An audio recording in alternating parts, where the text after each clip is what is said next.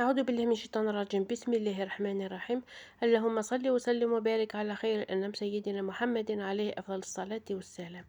الزوف اللون مرحبا يسونا ندمات الله من شاء الله لا فيديو كي كنت فك بخير وعلى خير لو كنت مرهي كرزن وين كونت باغون يعجب لا غوصة بوسيكيان تيفي تسنا لي زيبينار اون صوص زادت مليح سلفنا يا الناس سهلت يا ذين يسعى الصحة فحفظ لا فيديو غير ما تسكرا باش تصرمكم كي تتهكا. السلام عليكم أخواتي الكرام، إن شاء الله تكونوا كامل بخير وفي أحسن الأحوال، ويلقاكم هذا الفيديو في صحة جيدة. وصفة اليوم هي وصفة صحية ذات قيمة غذائية عالية، ليس بمجرد حشيش لكنه كمية من الفيتامينات والمعادن المفيدة للجسم سواء للكبار ولا للصغار. وصفة مامرة بالفيتامينات وخاصة لأصحاب الأنيميا. تابعوا الفيديو الأخير لتتعرفوا على المقادير وطريقة التحضير على بركة الله. كما راكم تشوفوا عندي زوج ربطات من هذا النوع تاع السلق الوردي. هذا النوع هو الافضل من بين انواع تاع لي زيبينا ولا انواع تاع السلق، معمر بالفيتامينات والحديد والمغنيسيوم المفيد للكبار والصغار، وخاصة إذا طيبناه بالطريقة الصحيحة. كما راكم تشوفوا نقيته كامل، نحيت له الخيوط، من بعد نديه تحت الروبيني نغسلوه مليح، نحيلو التراب والغبار، نغسلو مليح بالحبة، من بعد نخليه في الماء حوالي 10 دقائق مع ملعقة كبيرة تاع الخل، وفي الأخير نعاود نشلوه قبل ما نقطعوه. كما راكم تشوفون راني نقطع في الأغصان ونزيد أيضا الأوراق، لأنه الأوراق هي اللي تركز فيه أغلبية الفيتامينات. هذه الأوراق كاين بزاف اللي ياكلوهم بلا ما يطيبوا، يخيرون الأوراق صغيرة اللي هي طرية وياكلوهم بلا فينيغرات كما شلاضة. كما راكم تشوفون بعد ما قطعتهم كامل عاودت غسلتهم المرة الأخيرة، خليتهم يسقطروا في الصفاية، من بعد حطيتهم في لاكوكوط مع 2 ملاعق ولا 3 تاع زيت الزيتون. بما ان السلق فيه كمية معتبرة تاع الملح، على بها نعوضون بساشي تاع الجامبو. نزيد لهم رشة تاع فلفل كحل، نخلطهم مليح مع السلق بلا ما نزيد ولا قطرة تاع الماء. نغلق لاكوكوط ونحطها فوق النار متوسطة حتى تبدا تصفر، من بعد نقص عليها حوالي 10 دقائق ونطفي عليه. بعد ما فتحت عليها لقيتها بهذا الشكل، لي زيبينار طابو ما فيهمش كامل الماء.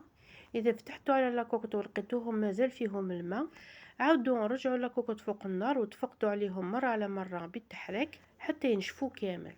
كما راكم تشوفون السيقان كامل طابو، لانه السيقان هما اللي يشدوا شويه طياب، اما الاوراق تمتم يطيبوا. نغطيهم ونخليهم بجيه ما بيد نوجد لاصوص. عندي شويه تاع لافيونداجين حوالي 250 غرام، عندي حبه فلفل باللون الاحمر وكميه تاع حشيش مقطع، عندي ايضا بصله متوسطه مقطعه صغير، عندي ايضا حبه طماطش متوسطه مرحيه، فريزيبيس عندي فلفل كحل، كركم، كمون، نصف ملعقه صغيره تاع ملح وكزبر مرحي.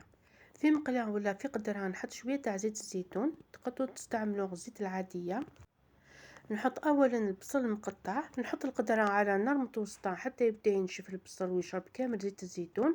من بعد نزيد عليه شويه تاع الزيت العاديه حوالي 2 ملاعق كبار، ونرجع القدرة فوق النار حتى يذبل البصل.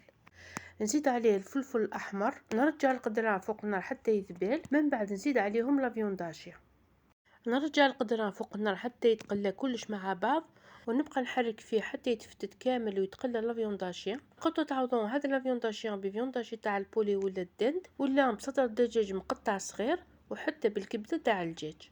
بعد ما قلى كامل ونشوف الماء تاع البصل، نزيد عليه لي زيبيس والملح، ندخلهم في تقليه، من بعد نضيف عليهم طوماطيش، تقدروا تعوضوها بنصف ملعقه كبيره تاع لا طوماط كونسونطري، تحلوها في نصف كاس تاع الماء، تزيدوا عليها نصف ملعقه صغيره تاع السكر باش تنقصوا لها لي زاسيد. بعد ما حركتها مليح ودخلت كامل الطوماطيش في لافيونداشي وبدات تغلي، نزيد عليها ملعقه صغيره تاع لابا تاع الثوم، نحركها مليح وندخلها في لاصوص. من بعد نزيد لها كميه تاع حشيش مقطفه، تقدروا تعوضوها بالمعدنوس، بصح حشيش مقطفه يعطيها بنه وريحه شهيه.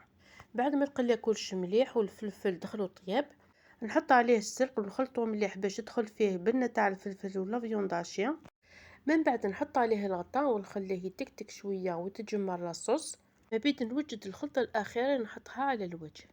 هذه الخلطه هي عباره عن 3 حبات تاع البيض، كمشه تاع المعدنوس، رشه تاع فلفل كحل، نخلطهم مليح، نزيد عليهم رشه تاع الملح، وكي نشوف السلق تجمر وتقريبا شرب كامل السوائل، نحط عليه الخلطة تاع البيض ونغطي بيها كامل الوجه تاع السلق. ندير لهم فتحات صغيرة هكذا بالفرشيطة ولا بلا سباتول باش يدخل البيض للداخل. نحط عليه الغطاء ونخلي البيض يطيب. هذه هي النتيجة الأخيرة للزبينة ولا للسلق ديالي بعد ما طاب. البيض طاب ولا صوص تجمرد. ودائما اللمسة الأخيرة هي رشة تاع شيش مقطفة ولا رشة تاع شيش معدنوس اللي يزيدوها في القيمة الغذائية. السلق ولا ليزيبينا ولا سبانخ بطريقة صحية ذات قيمة غذائية بزاف بنينة. وجبة غذاء ولا عشاء كامل متكامل معمر بالفيتامينات ينفع الكبار والصغار. وكما راكم تشوفون حتى وإن خليتوه حتى يتجمر بصح مازال فيه لاصوص، أكيد اللي يحبوا يغمسوه يستمتعوا به. تقدروا تقدموها كوجبة وحدها ولا ترافقوها بأي شيء تحبوها ولا تفضلوها. انا رافقته بلاكوت ولي فريت. تقدروا ترافقوه بدجاج محمر ولا سكالوب ولا غير بوحدو يكون بنين لان فيه لافيونداشيا. شهدكم في الجنة اخواتي الكرام، اللهم اجعلها نعمة دائمة ومنعها من الزوال لنا ولكم ولجميع المسلمين ان شاء الله. هذه هي وصفتنا لنهار اليوم اخواتي الكرام. اذا عجبكم الفيديو ما تنسونوش باللايك والابوني والبارتاج فضلا وليس امرا. جزاكم الله الجنة والنعم ديالها ان شاء الله. أترككم في أمان الله وحفظه والسلام عليكم. متى عجبهم ولا غوصة بوسيكي ويتستو ثرس اللايك وكل الأبوني لك البارتاج يكون الجزائر بس الخير لك الجنة. جاكم قصر ذي سرر ثيم ليلي ذي لا فيديو غيدي تدون ما يبغاو حنين.